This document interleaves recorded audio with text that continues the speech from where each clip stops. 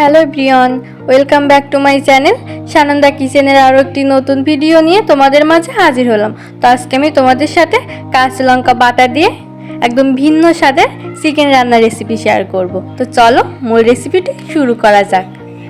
তো এই রেসিপিটি বানানোর জন্য আমি প্রথমে চুলায় প্যান বসিয়ে প্যানে একদম সামান্য পরিমাণে তেল দিয়ে তেলটা খুব ভালো মতো গরম করে নিয়ে বড় বড় পিস করে কেটে রাখা আলু দিয়ে তাতে সামান্য পরিমাণে লবণ হলুদ দিয়ে আমি আলুগুলো একদম লাল করে ভেজে তুলে নেব।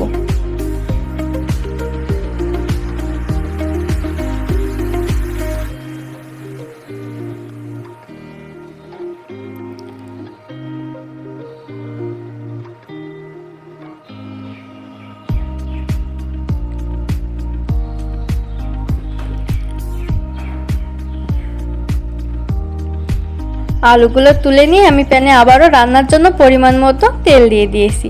তারপর এখানে দিয়ে দিচ্ছি বেটে রাখা পেঁয়াজ আর রসুন।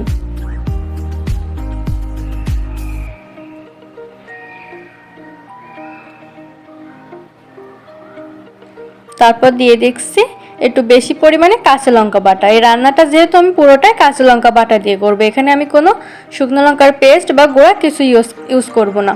তারপর এখানে দিয়ে দিলাম ফালি করে কেটে রাখা টমেটো। এই টমেটোটা দিলে কিন্তু তরকারির কালারটাও অনেক বেশি সুন্দর আসবে এবং খেতেও অনেক টেস্টি হবে। তারপর এখানে দিয়ে দেবো একে একে পরিমাণ মতো লবণ, হলুদ, জিরের গুঁড়া,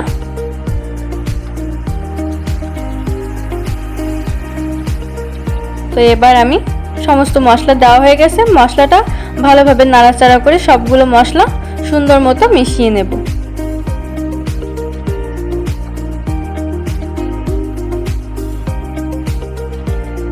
তারপর এখানে দিয়ে দেব 2 চামচ পরিমাণ টক দই।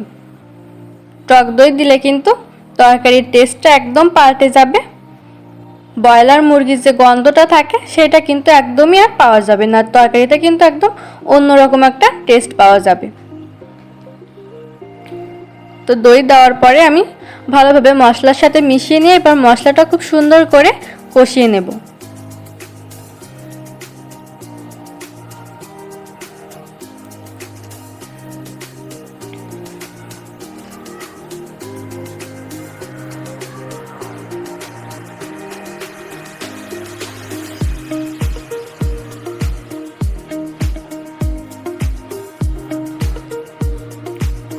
মশলা কষতে কষতে যখন উপরে তেল উঠে আসবে এরকম, তখন আগে থেকে ধুয়ে কেটে পরিষ্কার করে রাখা মাংসের পিসগুলো দিয়ে দেব। তারপর দিয়ে দেব ভেজে তুলে রাখা আলু আর দিয়ে দেব গোটা রসুন। এবার আমি সমস্ত কিছু খুব ভালোভাবে নাড়াচাড়া করে কষিয়ে রাখা মশলার সাথে মিশিয়ে নেব।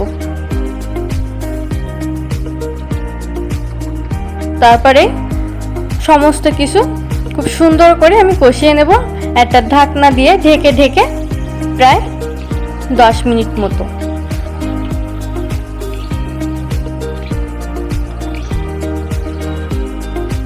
মাংসের পুরো টেস্টটাই কিন্তু নির্ভর করে মাংস কষানোর উপর, সুতরাং যত সুন্দর করে মাংসটা সময় নিয়ে কষানো হবে ততই কিন্তু খেতে অনেক অনেক বেশি মজা লাগবে।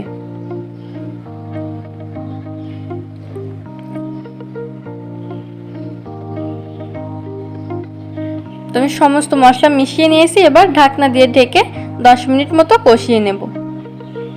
তো এই 10 মিনিটের ফাঁকে ফাঁকে কিন্তু আমি ঢাকনা তুলে এগুলো খুব সুন্দরভাবে নেড়ে নেড়ে দিচ্ছিলাম, নাহলে কিন্তু তলায় লেগে যেতে পারে।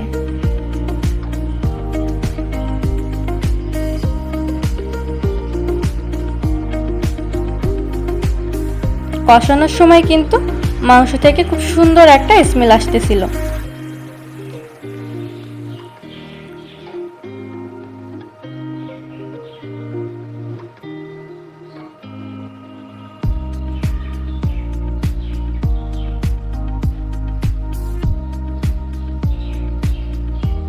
তো আমি কিন্তু অনেকটা সময় ধরে ধরে মাংসটা খুব সুন্দর করে কষিয়ে নিয়েছি। দেখো মাংস থেকে কিন্তু তেল ছেড়ে দিয়েছে। এইবার আমি এখানে ঝোলের জন্য পরিমাণ মতো জল দিয়ে দেব।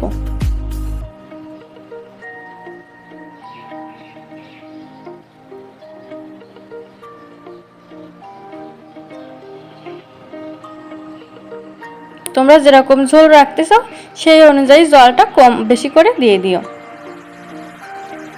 জল দেওয়ার পরে এভাবে করে একটু নাড়িয়ে দিয়ে আমি ঢেকে ঢেকে রান্নাটা করে নেব। ব্রয়লার মুরগি রান্না করতে কিন্তু খুব বেশি টাইম লাগে না।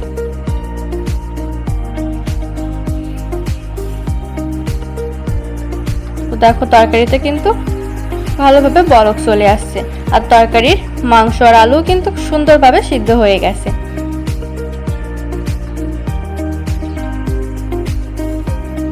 এবার তরকারির ঝোলটা আর একটু ঘন হয়ে আসা পর্যন্ত অপেক্ষা করব।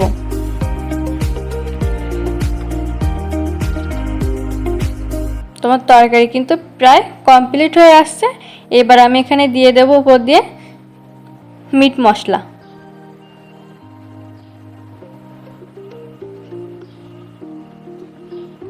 তারপর দিয়ে দেব গরম মশলা। ব্যাস, রান্না কিন্তু একদম কমপ্লিট। তো তোমরা যারা এখনো পর্যন্ত এরকমভাবে কাঁচা লঙ্কা বাটা দিয়ে একবারও চিকেন রান্না করে খাওনি, তারা কিন্তু একবার হলেও এটা ট্রাই করে দেখো।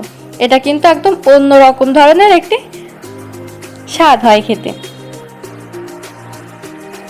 আর যাদের শুকনো লঙ্কার গুঁড়ো বা পেস্ট দিয়ে বেশি তরকারি খাওয়া বারণ আছে ডক্টরের, তারা কিন্তু মাঝে মাঝে এইভাবে খেতে পারেন। অনেক বেশি মজা হয় কিন্তু এইভাবে রান্না করলে। তোমার ভিডিওটি ভালো লাগলে অবশ্যই কমেন্ট করে জানাতে ভুলবেন না। আর আমার ইউটিউব চ্যানেল এবং ফেসবুক পেজটিকে ফলো এবং সাবস্ক্রাইব করে আমার পাশে থাকবেন। বাই।